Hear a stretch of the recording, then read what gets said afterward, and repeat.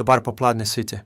Во нашата последна сесия истражувавме што е маркетингот со влижание, неговата еволуција од промоција од страна на славни личности до наноинфлуенсери и психолошките и културните сили што го прават толку мокџен во дигиталната ера. Денес додадаме уште една димензија – вештачка интелигенција. Затоа што е вистина, економијата на инфлуенсерите стана премногу голема, премногу сложена и искрено, премногу непрозирна за управување само со интуиција. Сега има повеќе од 50 милиони креатори на содржини глобално. Кои од нив се согласуваат со вашите бренд вредности? Кои имаат вистинско влијание не само с големени броеви на следбеници? Кои навистина ќе ја подобрат вашата кампанџа? Одговарањето на овие прашања рачно е како да се обидувате да ја мапирате ѕвездите со ѕебна фенерче. Тука станува незаменлива вештачката интелигенција, акроним. Откривање на инфлуенсери управувано од вештачка интелигенција. Нека започнеме со почетокот на секоја кампанџа, идентификување на вистинските гласови. Во минатото, откривањето на инфлуенсери често се подпираше на пребарување по клучни зборови и бази на податоци на агенции. Денес, платформи како Upfluence и Tracker користат природна жазична обработка, NLP, за пребарување низ милиони профили на платформи како Instagram, TikTok и YouTube. Но, тоа не е само скенирање на биографии. Овие системи анализираат наслови, фреквенција на обжавување, чувства во коментарите, па дури и жазичниот тон. Замислете дека лансирате одржлива модна линија во Европа. Наместо рачно пребарување на хаштагови како хештег Sustainable Fashion или пребарување по биографии што спомнуваат екосвесен, ги внесувате параметрите на вашата кампанџа во АИ. Најдете микроинфлуенсери во Берлин кои обжавуваат за одржлива мода со минимална стапка на ангажман од 5% и чии следачи се претежно генерација Z и жени. Во секунди, системот враќа рангирана листа врз основа на оцена на прилагодување. Таа ги зема предвид не само бројот на следбеници, туку и усогласеността со вашиот целен клиент, минатите брендски асоциации и преклопувањето на публиката.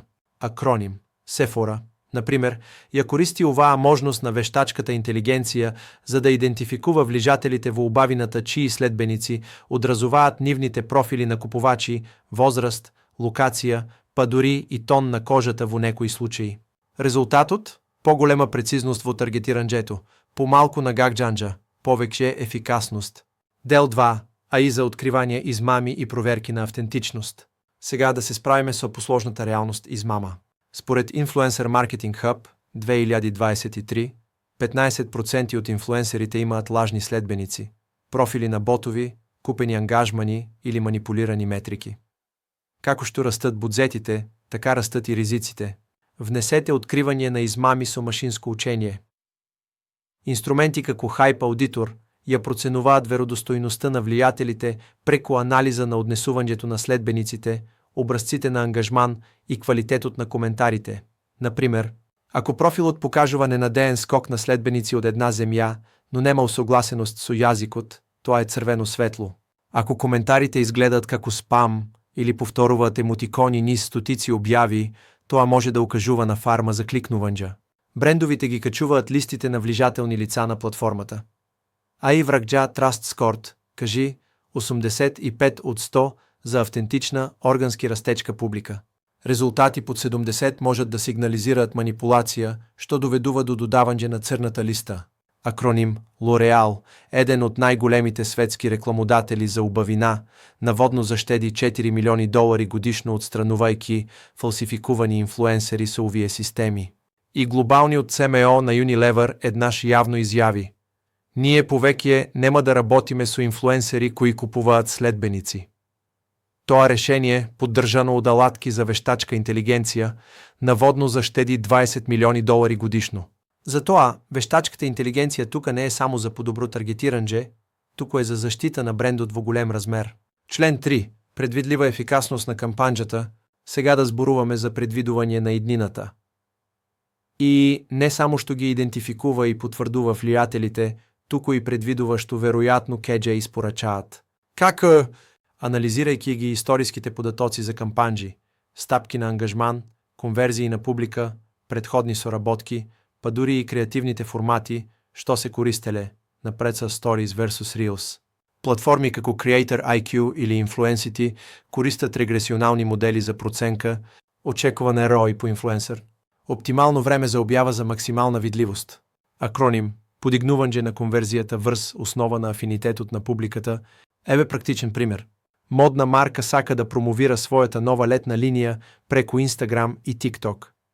А и я анализира предходната изведба и предвидува дека TikTok инфлуенсерът АКЕ я надмине Instagram инфлуенсерът Б за 40% во очекувани от пораст на продажбата и ако Б има двойно повече следбеници. Зошто, бидейки публикацията на А историски конвертира по-добро, се включва по-често и има по-малко преклупуванже с уминатите кампанджи, относно по-малко замор от реклами. Fashion Nova, бренд познат по бърза мода и бързи маркетинг циклуси, наводно користи проекции, базирани на вещачка интелигенция, с 85% точност за предвидуване на продажните резултати от обявите на инфлуенсерите. Дори и импресивно, некои системи за вещачка интелигенция сега динамично ги преразпределуват бюджетите за кампанджи во реално време. Ако TikTok креаторът не постигне очекувани резултати на средината от кампанджата, системът пренасочува трошоците кон Reels или кон друг влижател со подобри нови метрики. Етичко разгледуване. Сега, размислувачка пауза. Со целта ова автоматизация, мора да поставиме прашанджето, дали брендови треба да открижат кога AI избира влижател. FTC, водичите за одобрување се развиваат за да покрият партньорства со ИИ. И пошироко, влегуваме во простор кадешто одлуките водени од машина можат се уште да влижаат на човечкото доверба. Доколку потрошувачите знаат дека влижателот не бил одбран рачно, туку избран от алгоритъм, дали тоа ја менува перцепцијата за автентичност. Ова се важни дискусии и како маркетинг експерти мораме да ги пристапиме со транспарентност и намера. Академска перспектива, дозволете ми да ви посочам на основен столб от Каплан и Хайнлейн 2020. Во нивната работа тие тврдат дека вештачката интелигенција во маркетингот овозможува хиперперсонализација на големо ниво. Инфлуенсър маркетингот кога е поддржан од ИИ станува токму тоа. Не само масовно пракџанџе пораки, туку прилагодени партньорства, усогласени со идентитетот на брендот и довербата на потрошувачот. Резиме и размислување. Ајде да сумираме што научивме денес. ИИ револуционизира откривањето на инфлуенсерите, претворајќи го на што некогаш беше интуиција во избор базиран на податоци. Машинско учење ги исклучува измамите, зачувувајќи ја кредибилноста на брендот и финансиската интегритет. А и предвидува резултати од кампанџата, овозможувајќи на маркетерите да инвестираат каде ефектот е најголем. И конечно, етиката мора да ја води автоматизацијата, зашто довербата е валутата на влижанието. Во следната сесија, ќе навлеземе подлабоко во алатките што го овозможуваат сето ова, споредувајќи платформи, карактеристики и случаи на употреба, за да ви помогнеме да изградите своја стратегија за влижање со вклучена вештачка интелигенција. Додека тогаш размислете за ова. Во свет каде што алгоритмите можат да препознаат следниот голем глас пред да стане тренд, прашањето веќе не е можеме ли да најдеме вистинскиот инфлуенсер. Можеме ли тоа да го направиме одговорно, интелигентно и наголемо? Ке се видиме во урокот 3, каде што ќе научиме како да идентификуваме и избереме вистински влижателни лица користејќи AI.